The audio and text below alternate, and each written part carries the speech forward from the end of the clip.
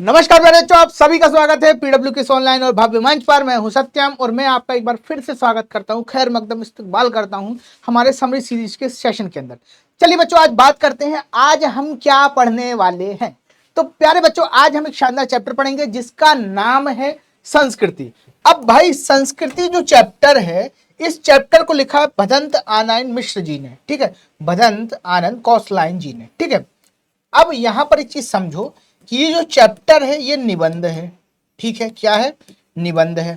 और ये जो निबंध है ये बात करता है कि मनुष्य वैज्ञानिक दृष्टिकोण से कब जीवन जीता है और कौन मनुष्य संस्कृति को बनाता है, कौन सा मनुष्य जो है वो आविष्कार कर सकता है।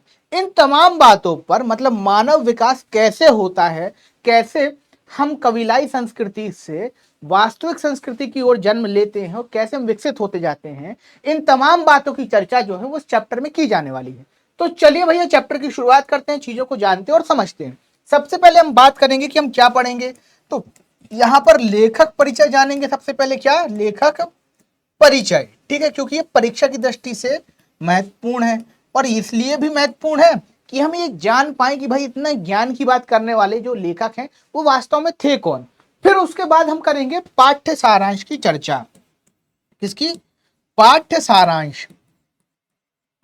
भैया पाठ्य सारांश क्या है, किस तरीके से जो है वो कार्य में लाया जाता है। चलिए आगे बढ़ते हैं। हम सबसे पहले बात करते हैं लेखक की। तो लेखक है हमारे भदंत आनंद कौशलाइन जी और ये जो है हिंदी के प्रमुख निबंधकारों में से एक माने जाते हैं। जन्म हुआ था 1905 में, ठीक है, और मृत्यु हो जाती है 1988 के अंदर। यहाँ पर बेटा दो चीजें इनके विषय में बहुत अच्छी मानी जाती हैं कि ये जो आनंद जी थे वास्तव में ये एक बौद्ध भिक्षु हो गए थे, ठीक है, और इनके फिर वो जो सोचने का व्यवहार है, विचार है, वो एक बड़े स्तर पर चला गया था, ठीक है। इनकी प्रसिद्ध रचनाओं की यदि बात करें तो भिक्षु के पत्र, जो ना भूल सका, आह ऐसी दरिद्रता और बहानेबाजी, कुछ रचनाएं जो है वो प्रमुख हैं। चलिए अब बात करते हैं पाठ के सारांश की। इस पाठ का सारांश है क्या, कौन कौन सी बातें हैं जो इस पाठ में हम सीखने वाले हैं। सबसे पहले बात करते हैं संस्कृति, सभ्यता और संस्कृति के अर्थ में अस्पष्टता। भैया देखो, यहाँ पर कवि जो है, यहाँ पर जो हमारे लेखक महोदय हैं, वो ये बात बतलाते हैं कि वास्तविकता में ये जो संस्कृति है और ये जो सभ्यता है इसमें अंतर क्या है। तो देखो, इसी बात को बताते हुए कहते हैं संस्कृति और सभ्यता दो ऐसे शब्द हैं जिनका उपयोग बहुत किया गया है किंतु ये समझ में बहुत कम आते हैं। जब इनके आगे भौतिक सभ्यता या आध्यात्मिक सभ्यता जैसे विश्लेषण लग जाते हैं तो इनके अर्थ और भी गड्ढेमड्ढ हो जाते हैं।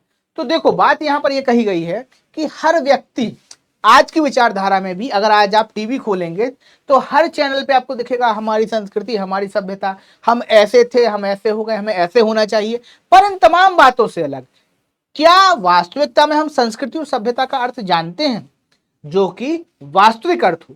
तो कवि महोदय का कहना है कि संस्कृति सभ्यता का प्रचार प्रसार तो खूब हो रहा है, ठीक है, खूब इन शब्दों का प्रयोग कर रहे हैं, पर इनका वास्तविक अर्थ कोई नहीं जानता। और जब इन शब्दों के साथ भौतिक सभ्यता या आध्यात्मिक सभ्यता जैसे विशेषण जोड़ दिए जाते हैं तब तो ये और गड्ढेमड्ढ हो जाता है और गड़बड़ हो जाता है। क्यों हो जाता है भैया? क्योंकि देखो, एक तो हमें पहले शब्द का अर्थ नहीं पता, हमें संस्कृति का ही अर्थ पता नहीं है, और उसके साथ हमने जोड़ दिया आध्यात्मिक संस्कृति, फिर तो और गड्ढेमड्ढ हो गया, क्योंकि पहले एक चीज का अर्थ पता नहीं था, अब दोनों चीजों का अर्थ पता नहीं है, तो दिक्कत तो होगी ना। और यही चीज होती आ रही है, ठीक है, ये बात लेखक बताता है। पहले पैराग्राफ में जो बता रहा है वो ये बता रहा है कि संस्कृति और सभ्यता में कितना जो है मनुष्य अंतर है और इस अंतर को हम समझ ही नहीं पा रहे हैं। अब इसी अंतर को क्लेरिफाई करते हुए लेखक ये बताता है, लेखक इन शब्दों के अंतर को स्पष्ट कर समझाने के लिए दो उदाहरण देता है। पहला उदाहरण है आग के आविष्कार का और दूसरा है सुई धागे का।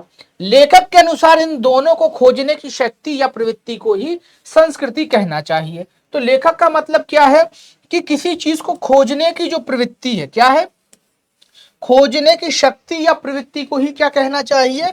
संस्कृति कहना चाहिए। यहां पर लेखक उदाहरण देता है कि भाई आग का और सुई धागे का, कि मनुष्य को आग की जरूरत महसूस हुई और उसने आग का आविष्कार के लिए कर लिया, कपड़े पहनने की जरूरत हुई तो उसने सूजी धागे का आविष्कार कर लिया। यहां से ये बता रहा है इन दो उदाहरणों के माध्यम से कि जो व्यक्ति खोज करता है और खोज करने की जो प्रवृत्ति होती है, जो शक्ति होती है, उसे ही संस्कृति कहा जाता है। चलिए और आग तथा सुई के धागे को सभ्यता कहते हैं। क्या कहते हैं? आग और सुई धागे को क्या कह रहे हैं? सभ्यता कह रहे हैं, याद रखिएगा। दूसरे शब्दों में प्रवृत्ति और प्रेरणा को ही संस्कृति कहते हैं। दूसरे शब्दों में क्या बात कह रहा है भैया कि प्रवृत्ति या प्रेरणा को, किसको? प्रवृत्ति को और प्रेरणा को ही संस्कृति कहते हैं। ठीक है। आविष्कृत वस्तु को सभ्यता कहा जाता है। आविष्कृत वस्तु को सभ्यता कहा जाता है। जिस व्यक्ति में प्रवृत्ति जितनी अधिक परिष्कृत होगी वह उतना परिष्कृत परिष्कारक होगा। अब देखो कुछ शब्द आए, परिष्कृत मतलब उत्कृष्ट कोटि की या बड़े स्तर पे। ठीक है। तो जिस व्यक्ति में जितनी अधिक परिष्कृत कोटि की क्षमता होगी वो उतना बड़ा क्या होगा? आविष्कारक हो जाएगा। ये बात जो है वो यहाँ पर बताई गई है। चलिए आगे बढ़ते हैं। वैज्ञानिक खोज का उदाहरण। अब देखो संस्कृति से बात करते करते वैज्ञानिक बात करता है कि वैज्ञानिक खोज में इसको हम कैसे सिद्ध कर सकते हैं कि संस्कृति एक अलग चीज है और सभ्यता एक अलग चीज है। तो उसी का उदाहरण देते हुए वैज्ञानिक बताते हैं, एक सुसंस्कृत आदमी किसी नई चीज की खोज करता है। एमसीक्यू बन सकता है बेटा यहां से, इसको याद रखना कि एक सुसंस्कृत आदमी किसी चीज की खोज करता है, इसीलिए वह संस्कृत कहलाता है, परंतु उसकी संतानें को वह चीज अनायास ही प्राप्त हो जाती है, चाहे वह सभ्य कहलाएंगे किंतु संस्कृत नहीं कहलाएगा। तो यहां पर लेखक ये बता रहा है कि जो खोज करता है उसको हम कहते हैं संस्कृत। ठीक है। जो नई नई चीजों की खोज करता है वह कहलाता है संस्कृत। पर जो इन नई चीजों को अपनी पीढ़ियों से प्राप्त करता है, मतलब हमारे पापा जी ने किसी चीज की खोज की और उस खोज को हमने अपने पापा जी से प्राप्त कर लिया, तो हमारे पापा जी बड़े संस्कृत कहलाएंगे, पर हम क्या कहलाएंगे? हम सभ्य कहलाएंगे। ठीक है। चलिए फिर देखिए, न्यूटन अब इसी बात का उदाहरण देता है। न्यूटन ने गुरुत्वाकर्षण के सिद्धांत का आविष्कार किया, वह संस्कृत था। क्या था? वह संस्कृत था। और क्यों था? क्योंकि उसने गुरुत्वाकर्षण के सिद्धांत का खोज किया, परंतु उनके सिद्धांतों के जानकार अन्य अनेक बातों की जानकारी रखते हुए भी सभ्य कहलाएंगे, संस्कृत नहीं। तो यहां पर एक बात कहता है कि न्यूटन की तुलना एक आम आदमी से करता है। ये कहता है कि भाई न्यूटन ने किसी चीज की खोज की थी, गति के नियम की खोज की थी। ठीक है। गति के नहीं, सॉरी, गुरुत्वाकर्षण के नियम की खोज की थी। इसीलिए हम क्या कहते हैं? न्यूटन को क्या कहते हैं? एक वैज्ञानिक कहते हैं। और कवि के अर्थों में यहां पर हम उसको संस्कृत व्यक्ति कहेंगे। पर दूसरी तरफ आज का जो विद्यार्थी वो बहुत सी बातें न्यूटन से अच्छी जानता होगा, पर उसे हम सभ्य कहेंगे क्योंकि उसने कोई खोज नहीं की है बल्कि सारी चीजों को अपने पूर्वजों से सीखा है। ठीक है। चलिए, आग के आविष्कार में पेट भरने की प्रेरणा रही होगी, सुई धागे के आविष्कार में गर्मी सर्दी से बचने की प्रेरणा रही होगी, परंतु यदि कोई व्यक्ति पेट भरा और तन ढका होने पर रात को जगमगाते तारों का रहस्य जानना चाहता है तो वास्तव में वह संस्कृति का जनक है। अब यहां पर एक क्वेश्चन भी आपसे पूछा जाता है कि संस्कृति का जनक कौन है। ठीक है।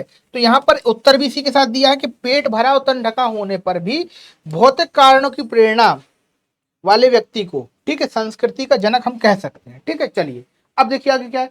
संस्कृति का जनक ढकने की भौतिक प्रेरणा, ठीक है, संस्कृति का जनक वही है जो भौतिक अभावों और कारणों से नहीं अपितु अंदर की सहज जिज्ञासा के कारण ज्ञान पैदा करता है। हमारी ज्ञान आधारित संस्कृति के अधिकतर पुरस्कर्ता ऐसे ही मनीषी थे। तो यहाँ पर बेटा एक गहरी बात ये कहता है कवि कि जिसका पेट भरा है तन ढका है फिर भी वो कोई खोज कर रहा है तो वो संस्कृत है। और ज्यादातर लोग ऐसे ही थे हमारे समाज में, इसीलिए हमारी जो संस्कृति है उसमें मनीषियों का योगदान बड़ा है। और ऐसे ही लोगों को मनीषी कहा जाता है जो अपनी भौतिक जरूरतों से, अपनी सामाजिक जरूरतों से ऊपर उठकर कुछ नया खोज लेते हैं। ठीक है। चलिए आगे बढ़ते हैं। अगला है मानव संस्कृति की जनक। अब देखिए, दूसरों की जरूरत पूरे करने के लिए अपने भोजन का त्याग करने वाला मनुष्य संस्कृति का जनक है।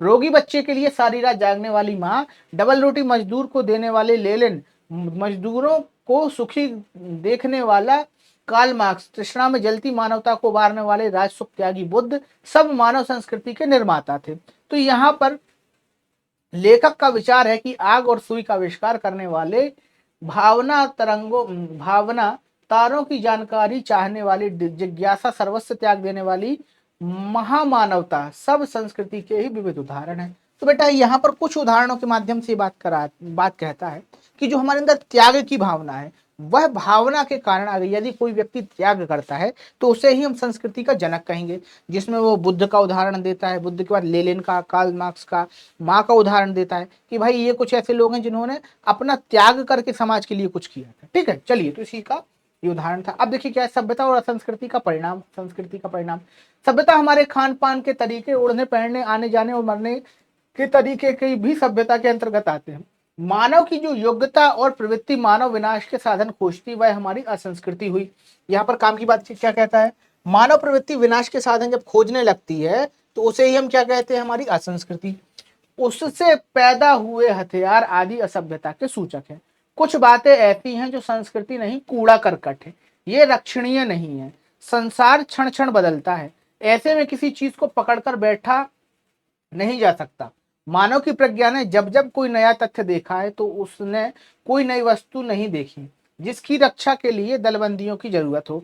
वास्तव में मानव संस्कृति अविभाज्य है, इसमें कल्याणकारी अंश श्रेष्ठ नहीं स्थायी है। ठीक है, तो यहाँ पर बेटा एक गहरी बात ये कहता है कवि कि जब तक हम चीजों को खोजते हैं और खोजने की जिज्ञासा आंतरिक है तब तक वह संस्कृति है। हम चीजों का उपयोग करते हैं, खोजी हुई चीजों का उपयोग कर रहे हैं, यह सभ्यता है।